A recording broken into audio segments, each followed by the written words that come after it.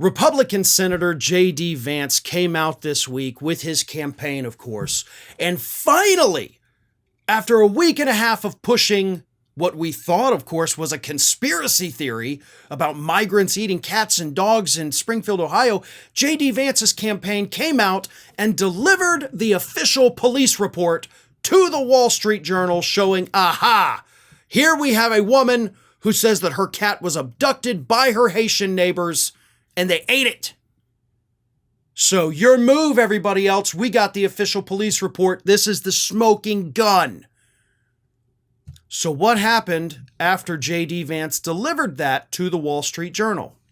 Well, the Wall Street Journal actually did a journalism, and they said, okay, thank you, Vance campaign. We're going to go ahead and just call this woman real quick and make sure, that her cat was stolen and eaten. And they called the woman, and you're not going to believe what happened. The woman said, oh, don't worry, I found the cat. She was just in my basement.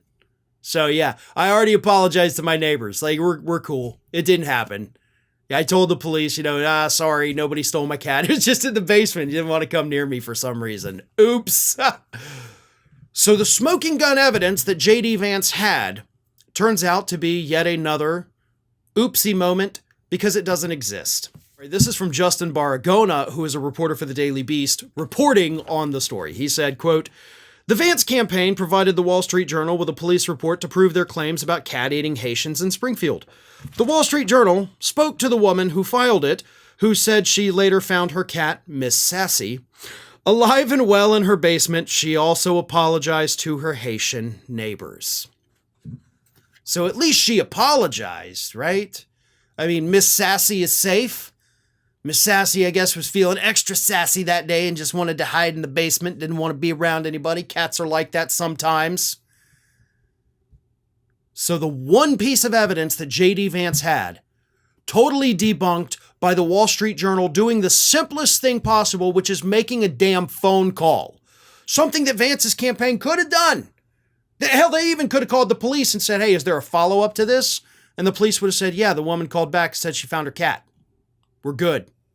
She's fine. Miss Sassy is alive and well. Sassier than ever. But Vance couldn't be bothered with that.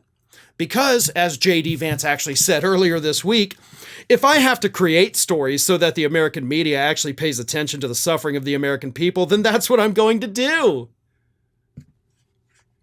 The bastard admitted, if I have to make things up, I'll do it. And he made it up.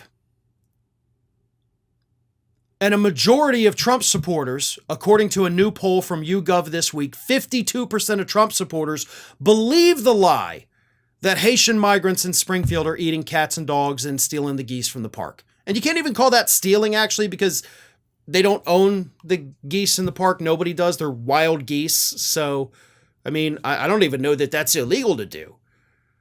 But it doesn't matter because the damage has been done. There have been no fewer than 33 bomb threats in the city of Springfield in the last week and a half. Children have been evacuated from elementary schools. And let me tell you something else here.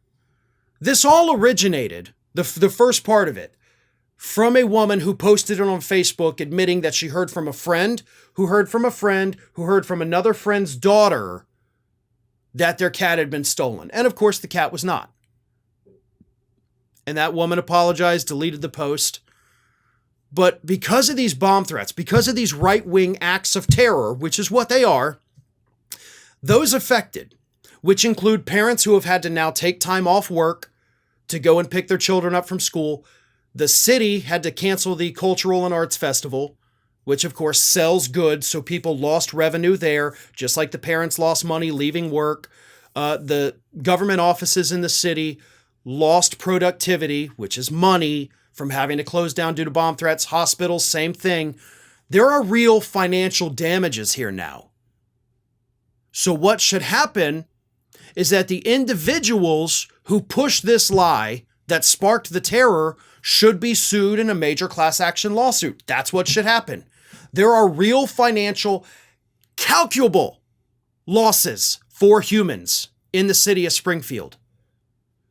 Sue the bastards and put J.D. Vance and Donald Trump at the very top of that class action lawsuit for loss of revenue, loss of productivity, pain and suffering for the children who have had to leave school to be evacuated because of the bomb threats, all of it. This is a winnable lawsuit. It is an easy lawsuit, and I am begging the residents of Springfield, start talking to lawyers and get this thing filed now. Well, folks, we have crossed that 1 million subscriber milestone, but rest assured, we are just getting started here at Ring of Fire. So if you're not already, please do subscribe to the channel and make sure to like, share, and comment on the videos.